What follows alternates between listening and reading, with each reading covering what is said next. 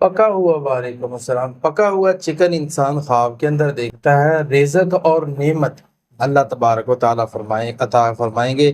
طرح کچا چکن دیکھتا ہے انسان تو اس کی تعبیر ہوتی ہے پریشانی یا ادھورے کام کی نشانی۔ اور اسی طرح خواب کے اندر انسان چکن پکاتا تو اس کی تعبیر ہوتی ہے خیر اور برکت کی علامت ہے یہ۔